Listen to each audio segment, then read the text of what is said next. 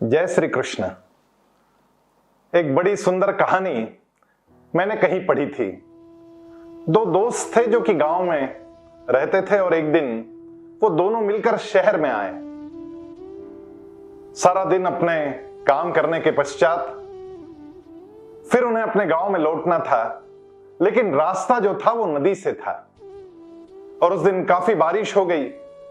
नदी में बहुत ज्यादा पानी आ गया था और बहाव भी ज्यादा था। जब वो नदी के किनारे पहुंचे तो सोचने लगे कि अब तो कोई दूसरा उपाय नहीं, हम लोगों को नाव में जाना होगा। उनका नसीब भी बड़ा अच्छा था कि वहां पर एक नाव भी लगी हुई थी। उन्होंने सोचा कि चलो इस नाव में बैठकर उस तीर पर चले जाते हैं। उन दोनों ने वो जो नाव थी वो नदी के पानी तक लाई और उस नाव में बैठकर वो दोनों पतवार चलाने लगे। काफी देर हो गई, पतवार चलाते रहे। उन्होंने सोचा अब पहुंचेंगे, लेकिन वो जो नाव थी वो वहीं के वहीं रुकी हुई थी। रात भर पतवार चलाते रहे, लेकिन नाव आगे नहीं बढ़ी और उनके समझ में भी नहीं आ रहा था क्योंकि अंधेरा था। जब भोर हुई और थोड़ा बहुत दिखने लगा तब उनको समझ में आया कि जिस नाव में वो बैठे थे वो नाव एक रस्सी से पेड़ को बांधी हुई थी। अब रात भर क्या, अगला पूरा दिन भी वो पतवार चलाते रहते तो वो उस ओर पहुंच नहीं पाते। जब तक उस पेड़ को बांधी हुई रस्सी वो छोड़ते नहीं तब तक वो नाव आगे बढ़ती नहीं। ये कहानी उन दो दोस्तों की नहीं, ये कहानी तो हम सब की है। हमारे जीवन की ये जो नैया है वो आगे बढ़े, इसमें एक सबसे बड़ी जो बाधा होती है वो होती है कि हमारे विचार हमने कहीं पर बांध के रखे हैं।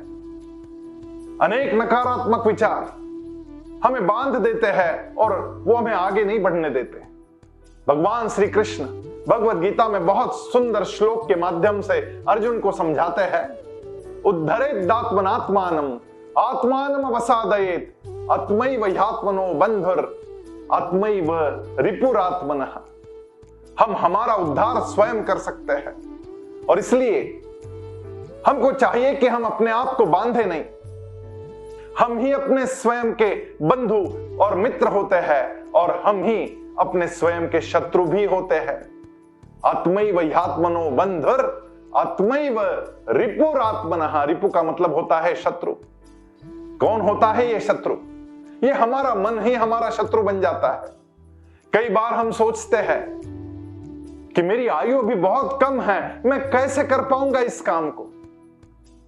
तो ऐसे समय पर सोचना चाहिए कि मात्र 15वें वर्ष की आयु में छत्रपति शिवाजी महाराज ने पहला किला तोड़ना, इस पर विजय हासिल कर ली थी। मात्र 16 वर्ष की आयु में ज्ञानेश्वर महाराज ने ज्ञानेश्वरी जैसा दिव्य ग्रंथ लिख दिया था। मात्र 21 वर्ष की आयु में हम सबके परिचित स्टीव जॉब्स, उन्होंने एप्पल कंपनी की संस्थापना की थी। आयु हमको रोक नहीं पाती। अनेक लोग सोचते हैं कि मेरा तो उतना अभ्यास नहीं, मैंने उतनी शिक्षा प्राप्त नहीं की, मैं कैसे कर पाऊंगा। अनेक लोग ऐसे हैं जिनकी शिक्षा उतनी नहीं होने के बावजूद उन्होंने बहुत बड़े बड़े काम किए। रिलायंस इंडस्ट्रीज के मालिक धीरूभाई अंबानी, मात्र 16वें वर्ष में उनको अपना गांव छोड़ना पड़ा तो शिक्षा रुक गई। 10वीं भी पूरी नहीं कर पाए, उसके बावजूद रिलायंस जैसी कंपनी उन्होंने तैयार की। कई लोग तो ये भी सोचते हैं कि मेरे हाथ की रेखा है, मेरा भविष्य अच्छा नहीं, इसलिए मैं काम नहीं कर पाता, मेरे परिवार का मुझे सपोर्ट नहीं, मैं कैसे कर पाऊंगा, मेरे पास पैसे नहीं। अनेक प्रकार की नकारात्मकता से जब मन भर जाता है तब हम ही हमारे शत्रु बन जाते हैं। भगवान कहते हैं कि स्वयं को अपना मित्र बनना होगा। अपने मन में सकारात्मक ऊर्जा को भर देना, उस मन को मित्र बनाना होता है। आप लोगों ने मुंबई के डिब्बे वालों की कहानी सुनी होगी। ये सारे डिब्बे वाले कहां से आए हुए बड़े ग्रामीण लोग हैं। उनकी शिक्षा भी उतनी नहीं, उसके बावजूद लाखों डिब्बे यहां से वहां पहुंचाते पहुंचाते एक नया कारोबार उन्होंने खड़ा कर दिया। और ऐसा कारोबार जहां पर गलती नहीं होती, six sigma, just in time, kaizen, ऐसे अनेकानेक प्रयोग उन्होंने अपने इस कारोबार में किए। अनेकों के लिए इस प्रकार का काम खड़ा कर दिया। ब्रिटेन से प्रिंस चार्ल्स तक उनको मिलने आते हैं और उनसे जानते हैं। व्यवस्थापन के बड़े बड़े गुरु उनसे समझने के लिए आते हैं कि ये सब उन्होंने कैसे किया। स्काई इज द लिमिट, आपको कोई रोक नहीं सकता यदि आपके मन में वो सकारात्मकता भरी हो। आप अपने आप को यदि मित्र बना ले तो कोई आपको रोक नहीं सकता।